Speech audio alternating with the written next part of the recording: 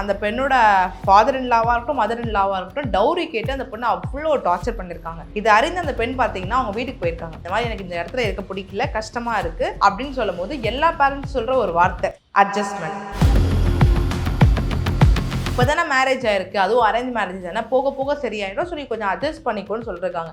ஆனால் ரிதன்யா பற்றி நடந்த முழுசாலாம் சொல்லலை.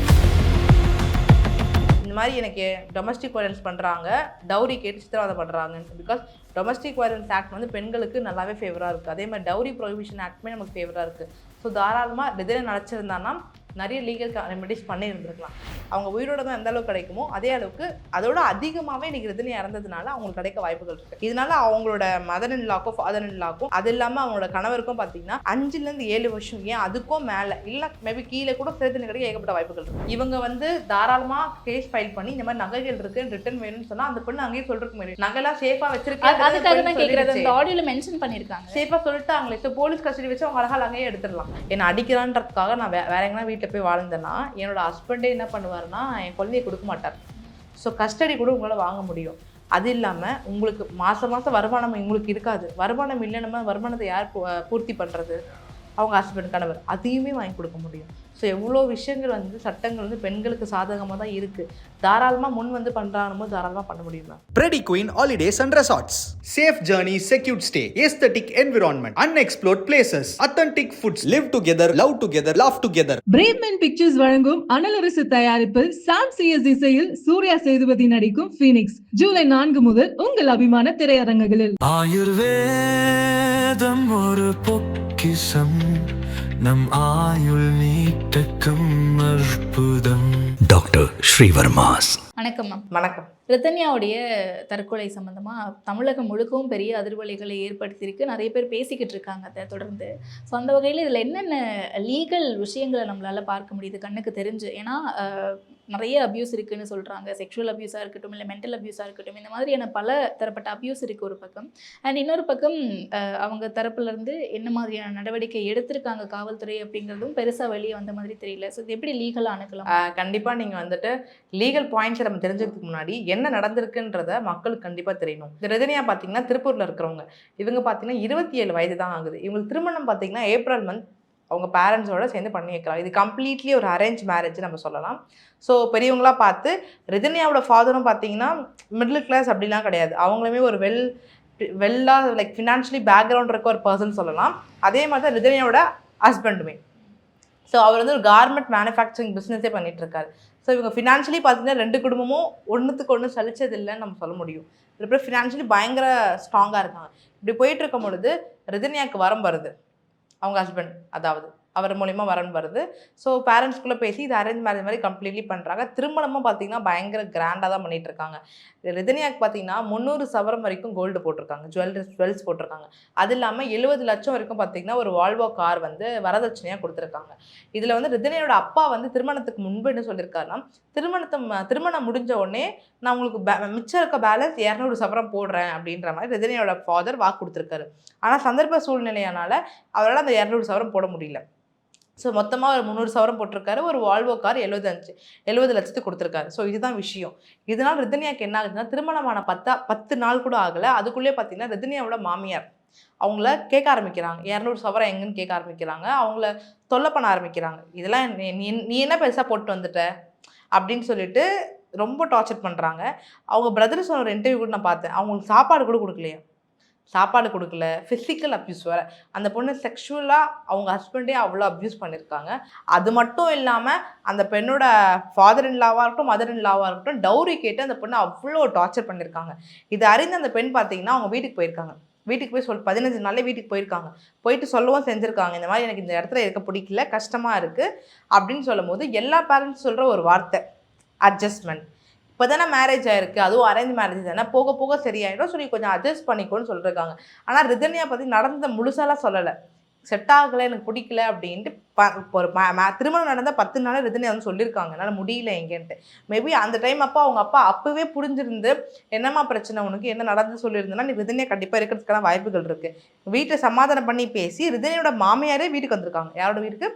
ரிதன்யா வீட்டுக்கு வந்து சமாதானம் பேசி திருப்பி கூப்பிட்டு போயிருக்காங்க.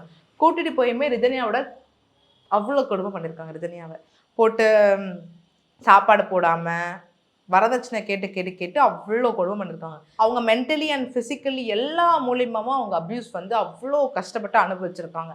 ஒரு கட்டத்துக்கு மேலே தனக்கு வாழ விருப்பமே இல்லை. ப்ளஸ் அவங்க திருப்பூருன்ற ஒரு ஊரில் தான் இருக்காங்க. அப்படி இருக்கும்போது ஒரு கிராமமாக தான் அது இருக்கும். அப்படி இருக்கும் பொழுது வெளியில் வந்து திருமணம் ஆகி ஒரு வாழவாட்டியாக வந்து வாழ்கிறாங்க அப்படின்னும் சொசைட்டி நம்ம சொல்லும் இவளுக்கு தான் வாழ தெரியலன்ட்டு ஒரு காமனாக ஃபீமேல் மேலே ப்ளேம் போட்டு போயிடுவாங்க. ஸோ ரிதன்யா வந்து அது மாதிரி நடக்கக்கூடாது, பேரண்ட்ஸ் அசிங்கப்படக்கூடாதுன்றதுக்காகவே ரிதன்யா என்ன யோசிக்கிறாங்கன்னா அதனோட வாழ்க்கையை முடிச்சுக்கணும்னு யோசிக்கிறாங்க. ஸோ முடிப்பாளையம் அப்படின்ற ஒரு கோயிலுக்கு போகிறேன் அப்படின்னு சொல்லிட்டு கார் எடுத்துகிட்டு கிளம்புறாங்க. அப்படி போகும்பொழுது ஒரு இடத்துல நின்றுறாங்க கார் வச்சு.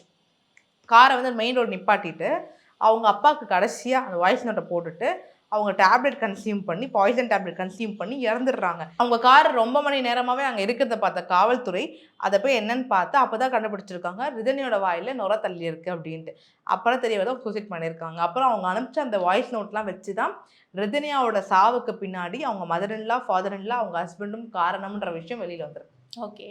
ஸோ அதை லீகலாக எப்படி அணுகலாம்னு கேட்டிருந்தேன். இப்போ லீகலாக பார்க்குறீங்கன்னும் பொழுது ஒரு பெண், முக்கியமாக ரிதன்யாவுக்கு தாண்டி ஒரு பெண் தன்னோட ஹஸ்பண்ட் வீட்லேயோ இல்லை மதர்-இன்-லா வீட்லேயோ எல்லாமே ஒன்று தான், தன்னோட மாமியார் வீட்டில் தன்னோட கொடுமையை அனுபவிக்கிறாங்க அப்படின்னும் பொழுது எவ்வளோ லீகல் ரெமெடிஸ் இருக்குது. லீகலாக பார்க்குறீங்கன்னும் பொழுது ஸ்டேஷனில் போய் ஃபார்மலாக ஒரு கம்ப்ளைண்ட் கொடுக்கலாம். இந்த மாதிரி எனக்கு டொமஸ்டிக் வயலன்ஸ் பண்ணுறாங்க, டவுரி கேட்டு சித்திரவதை பண்ணுறாங்க. பிகாஸ் டொமஸ்டிக் வயலன்ஸ் ஆக்ட் வந்து பெண்களுக்கு நல்லாவே ஃபேவராக இருக்குது. அதே மாதிரி டவுரி ப்ரொஹிபிஷன் ஆக்ட்மே நமக்கு ஃபேவராக இருக்குது. ஸோ தாராளமாக ரிதன்யா நினச்சிருந்தான்னா நிறைய லீகல் ரெமெடிஸ் பண்ணி இருந்திருக்கலாம். ஸ்டேஷனில் போய் கம்ப்ளைண்ட் கொடுத்துருக்கலாம். கம்ப்ளைண்ட் கொடுக்குறாங்க அப்படின்னும் பொழுது கண்டிப்பாக அவங்க மேலே என்னென்னு இன்வெஸ்டிகேஷன் பண்ணி அவங்க கணவர் மேலே எஃப்ஐஆர் ஃபைல் ஆகிறதுக்கு ஏகப்பட்ட வாய்ப்புகள் இருக்குது. ஓகே. பட் இது எல்லாமே வந்து ரிதன்யா உயிரோடு இருந்திருந்தா இதெல்லாம் பண்ணியிருக்கலாம். இது இல்லாமல் ரிதன்யா டிவோர்ஸ்க்குமே அப்ளை பண்ணியிருந்திருக்கலாம். மெயின்டெனன்ஸ் வாங்க முடிஞ்சிருக்கும் ரிதன்யாவால். எல்லா விஷயமும் பண்ணியிருக்கலாம். இது பார்த்தாதுன்னு அவங்க ஓல் குடும்பமே சேர்ந்து அந்த பொண்ணை குருவாலிட்டி பண்ணியிருக்காங்க. அப்படி இருக்கும்போது ரிதன்யாவால் அவங்க மதர்-இன்-லா ஃபாதர்-இன்-லா மேலேயுமே தாராளமாக கம்ப்ளைண்ட் ரைஸ் பண்ண முடிஞ்சிருக்கும். அவங்க மேலேயுமே நம்ம சூப்பராக எப்படி சொல்கிறது, ரிதன்யா மட்டும் உயிரோடு இருந்தாங்கன்னா இன்றைக்கி அவங்களுக்கு அவங்க பனிஷ்மெண்ட் தாராளமாக வாங்கி கொடுத்துருந்துருக்கலாம். அதுதான் சொல்கிறேன், ரிதன்யா உயிரோடு இருந்திருந்தாங்கன்னா இதெல்லாம் பண்ணியிருக்கலாம் அப்படின்ற பாசிபிலிட்டிஸ் பேசுகிறோம். இன்றைக்கி அவங்க இறந்துட்டாங்க. இதுக்கப்புறம் இது எப்படி இப்போ இது இறந்துட்டாங்க அப்படின்னும் பொழுது ப்ராபப்ளி உலகமே பார்த்துட்டு இருக்கோம் வாய்ஸ் ரெக்கார்டை. ஸோ ஒரு பெரிய ஆதாரமாக இருக்குது. ஸோ போலீஸ் பார்த்தீங்கன்னா இப்போவே ரிதன்யாவோட மதர்-இன்-லா ஃபாதர்-இன்-லா அவங்க ஹஸ்பண்டை அரெஸ்ட் பண்ணிட்டாங்க. அது நம்மளுக்கு பொதுவாக தெரியும். இப்போ இதை அரெஸ்ட் பண்ணிட்டதுக்கப்புறம் இப்போ அந்த பெண் இறந்ததுனால கண்டிப்பாக சூசைடு, அபேட்மெண்ட் ஆஃப் சூசைட் சொல்லுவாங்க. அந்த சூசைடுக்கு தூண்டினது யார்? அவங்க 3 பேரும். ஸோ அது கீழே இவங்களுக்கு வழக்கு பதிவு பண்ணுறதுக்கு ஏகப்பட்ட வாய்ப்புகள் இருக்குது. அதே மாதிரி டவுரி கேட்டு அவள் டார்ச்சர் பண்ணிருக்காங்க அந்த பொண்ணை.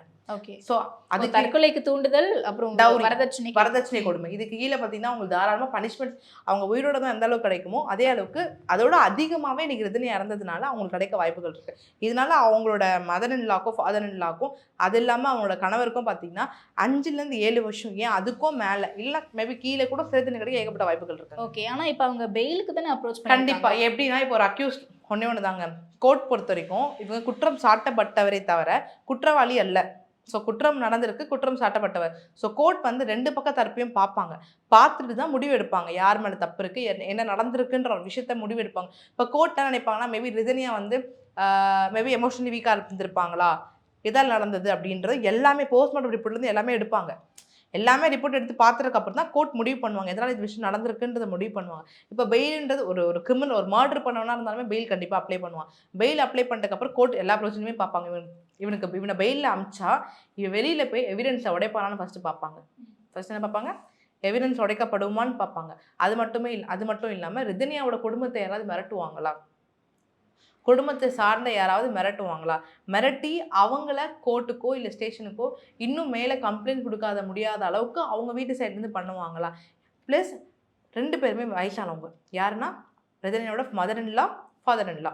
ஸோ அதையும் கன்சிடர் பண்ணுவாங்க. 2 பேருமே வயதானவங்களாக இருக்கிறதுனால இது 3 பேஸ் வச்சு தான் கண்டிப்பாக கேஸே ஃபைல் பண்ணியிருப்பாங்க, பெயிலே ஃபைல் பண்ணியிருப்பாங்க. இந்த பெயிலை 3ஐயும் பார்த்துட்டு கோர்ட்டை இது உண்மையாகவே ரீசனபிளாக இருக்கா, இவங்களை வெளியில் விடுறதுக்கான நீடு இருக்கா, வெளியில் விட்டால் இந்த 3 விஷயமும் தடுக்காமல் இருக்க முடியுமான்றதை கன்சிடர் பண்ணி வெளியில் பெயில் கொடுக்குறதோ பெயில் கொடுக்காதோ கோர்ட்டோட விருப்பம். ஓகே. பட் இது எல்லாத்தையுமே கன்சிடர் பண்ணுறாங்க. கண்டிப்பாக வயதானவங்களா இருந்தாலுமே அவங்க தற்கொலைக்கு தூண்டி இருக்காங்க. கண்டிப்பாக தூண்டி இருக்காங்க. அதான் சொன்னேன், கோர்ட் தான் தீர்மானம் பண்ணும். நாளைக்கு வெயிட் பண்ணால் அழகாக தெரிஞ்சிடும். பிகாஸ் இப்போ நான் வந்துட்டு பெயில் கொடுப்பாங்கன்னு சொல்ல முடியாது. Because I'm not a judge here in above. So court தான் அதை முடிவு பண்ணும் இவங்களுக்கு வந்து பெயில் கொடுக்குறது நியாயமா இல்லையா அப்படின்ற ஒரு விஷயத்த. ஓகே. பட் அந்த பேரண்ட்ஸ் தரப்புல இருந்து நிறைய விஷயங்கள முன்வைக்கிறாங்க. அந்த ஆடியோ ஒரு நல்ல ப்ரூஃபாவே இருக்கு. அண்ட் அவங்க அப்பாவும் வந்து பல விஷயங்கள கண்டிப்பா. பேசுறாரு. பொண்ண இழந்துட்டோம் அப்படின்னு சொல்லிட்டு. பட் அப்ப இவங்க இருந்து ஒருவேளை டிவோர்ஸ்க்கு அப்ளை பண்றாங்க, இல்ல இதெல்லாம் லீகலா கொண்டு போறாங்க அப்படின்னா அவங்களுக்கான காம்பன்சேஷன் வந்திருக்கும். இப்ப அவங்க இல்ல அப்படின்ற பட்சத்துல அவங்க பேரண்ட்ஸ்க்கு காம்பன்சேஷன் போறதுக்கான வாய்ப்புகள் இருக்கா? காம்பன்சேஷன் தாண்டி அவங்க பேரண்ட்ஸ் யாருமே காம்பன்சேஷன் எதிர்பார்க்கல. முதல்ல தெரிஞ்சுக்கணும். இல்ல லீகலா நான் கேட்கிறேன். அவங்க எதிர்பார்க்கல. பட் அதுக்கான பாசிபிலிட்டிஸ் இந்த இருக்கான்னு கேஸ் ஃபைல் பண்றாங்க. மேபி அவங்க காம்பன்சேஷனுக்கான கேஸ் ஃபைல் பண்ணாங்கன்னா தாராளமா வாங்க முடியும். Okay, okay. அவங்க ஃபைல் பண்ணல அப்படின்னா வாங்க எப்படி? முடியும். ம்.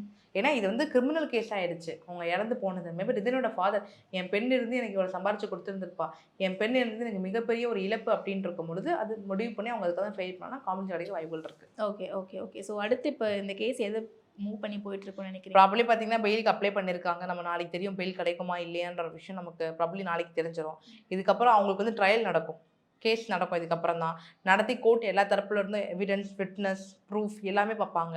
என்ன நடந்திருக்குன்றதை பார்ப்பாங்க. மேபி அந்த ரெக்கார்டே வந்து ஒரு பெரிய எவிடன்ஸாக இருக்கலாம் உங்களுக்கு. ஸோ அந்த ரெக்கார்டை வச்சோம் என்ன நடந்திருக்குன்றதை பார்த்து கேஸ் வந்து இன்னைக்கு முடிவு பண்ணி நாளைக்கு முடியறது இல்லை. உங்களுக்கே தெரியும் கேஸ் முடியறதுக்கு மாதங்களும் ஆகும், வருஷங்களும் ஆகும் அப்படின்றது. ஸோ எல்லா சைடு இருக்க எவிடன்ஸ், விட்னஸ் எல்லாத்தையும் விசாரிச்சு பார்த்து ரிதனியா அவங்க வீட்டில் என்னென்ன ப்ராப்ளம் ஃபேஸ் பண்ணியிருக்காங்கன்ற எவிடன்ஸோட ப்ரூஃபோட பார்த்து கோர்ட் கண்டிப்பாக தீர்மானிச்சாங்கன்னா கண்டிப்பாக உங்களுக்கு ரிதனே உண்டு. ஓகே. பட் இந்த மாதிரி டவுரி கேஸில் தற்கொலை பண்ணிக்கிட்டு ஒரு பெண் இறந்து போகிறாங்க அப்படின்னா அந்த பெண்ணுக்கு கொடுக்கப்பட்ட அந்த நகை அப்படின்ற ஒரு விஷயம் இருக்குல்ல, அது யாருக்கிட்ட இருக்கும்? கண்டிப்பாக அவங்க அப்பா அம்மா கிட்ட தான் போகும். கொடுத்துருவாங்களா? கண்டிப்பா கேஸ் முடிஞ்ச பிறகு தான் கொடுத்துருவாங்க. கொடுப்பாங்களா இல்லை நடந்துட்டு இருக்கும்போது? இவங்க வந்து தாராளமாக கேஸ் ஃபைல் பண்ணி இந்த மாதிரி நகைகள் இருக்கு ரிட்டர்ன் வேணும்னு சொன்னா அந்த பொண்ணு அங்கேயே சொல்லிருக்கு மாதிரி நகைலாம் சேஃபா வச்சிருக்கேன். அதுக்காக தான் கேட்குறது. அந்த ஆடியோவில் மென்ஷன் பண்ணியிருக்காங்க. சேஃபா சொல்லிட்டாங்களே. ஸோ போலீஸ் கஸ்டடி வச்சு அவங்க அழகா நகையை எடுத்துடலாம். போலீஸை வச்சு நகையை அழகா எடுக்க முடியும் அவங்களால. ஓகே. பட் எல்லா நகையும் அங்கே இல்லை அப்படின்ற பட்சத்தில் என்ன ஆக்ஷன் எடுப்பாங்க? நகை இருக்கும் தான் அவங்க ரிதனியா சொல்லிட்டாங்க. நகை இல்லைன்னும் பொழுது நம்ம அதையுமே பார்த்தீங்கன்னா கேஸை தான் ஃபைல் பண்ண முடியும்.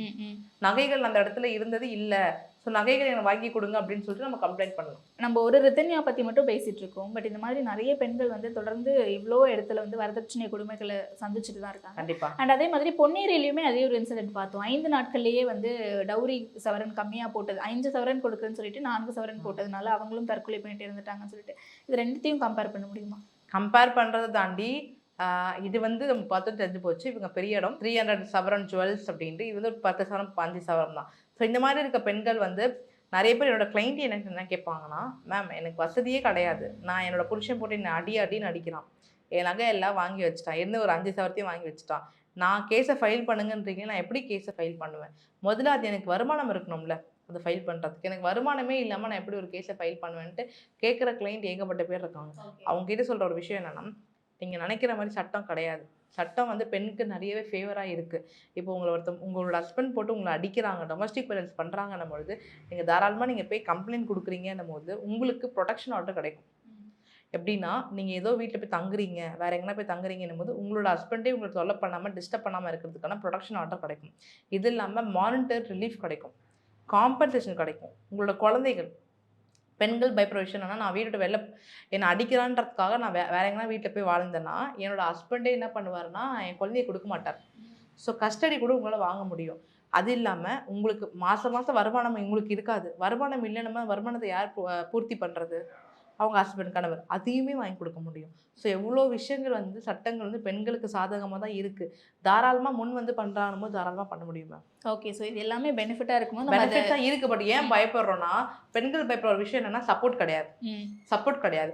ஸோ முடிஞ்ச அளவுக்கு இந்த வீடியோ பேரண்ட்ஸ் பார்க்குறீங்க அப்படின்னும் பொழுது உங்கள் பெண் வந்து திருமணம் ஆகி முடிஞ்சு ஒரு பிரச்சனை வராங்கன்னும் பொழுது அட்ஜஸ்ட் பண்ணிக்கணும்னு சொல்லாமல் என்ன பிரச்சனைன்னு காது கொடுத்து கேளுங்க. பெண்களாலேயும் இங்கே நிறைய விஷயம் பெருசாக ஓப்பன் அப் பண்ணி சொல்ல முடியலன்னு நினைக்கிறீங்க? ஓப்பன் அப் ஆகி சொல்ல முடியலன்றதை தாண்டி ஒரு சில பெண்கள் வந்து என்ன நினைக்கிறாங்கன்னா, வெளியில் சொல்லிடுனா எங்கள் அப்பா அம்மா கஷ்டப்பட்டு போகிறாங்க. இப்போ ரிதன்யா கேஸும் பார்த்தீங்கன்னா அவங்க நினச்சிருந்தா அவங்க அப்பா அம்மா கிட்ட ஃபுல்லாக சொல்லியிருக்கலாம். பட் அப்பா அம்மா கஷ்டப்படக்கூடாதுன்றது தான் அந்த பெண்ணோட மனநன்மையாகவே இருந்திருக்கு.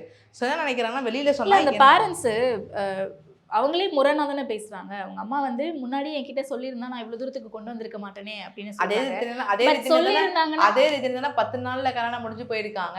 அதான் கேட்கிறேன். இதுவே முரணா இருக்குல்ல? கண்டிப்பா. ஏன்னா மேம் அது காமனா எல்லா பேரண்ட்ஸ் சொல்றது என்னன்னா, நீ அட்ஜஸ்ட் பண்ணிட்டு தான் போகணும், இப்பதான் திருமணம் ஆச்சு அப்படின்னு காமனா எல்லா பேரண்ட்ஸுமே சொல்றது. அதான் சொல்ற, பேரண்ட்ஸ் அப்படி சொல்லாம என்ன ஏதுன்னு கொஞ்சம் காது கொடுத்து கேட்டல் இருக்கும். அதே மாதிரி பசங்க பார்க்குற ஃபீமேல்ஸ் முக்கியமாக உங்கள் பேரண்ட்ஸ் காது கொடுத்து கேட்கல அப்படின்னாலுமே உங்களுக்கு தான் தெரியும் நீங்கள் என்ன அனுபவிக்கிறீங்க அப்படின்ற விஷயத்த. ஸோ நீங்கள் தாராளமாக லீகல் ஆக்ஷன் எடுக்க முடியும்னு சொல்கிறேன்.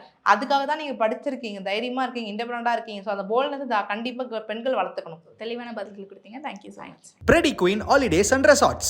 Safe journey, secured stay, aesthetic environment, unexplored places, authentic foods, live together, love together, laugh together. Bravemen pictures வழங்கும் அனலரசு தயாரிப்பில் சாம் சிஎஸ் இசையில் சூர்யா சேதுபதி நடிக்கும் ஃபீனிக்ஸ் ஜூலை 4 முதல் உங்கள் அபிமான திரையரங்குகளில். ஆயுர்வேதம் ஒரு பொக்கிஷம், நம் ஆயுள் நீட்டக்கும் அற்புதம்.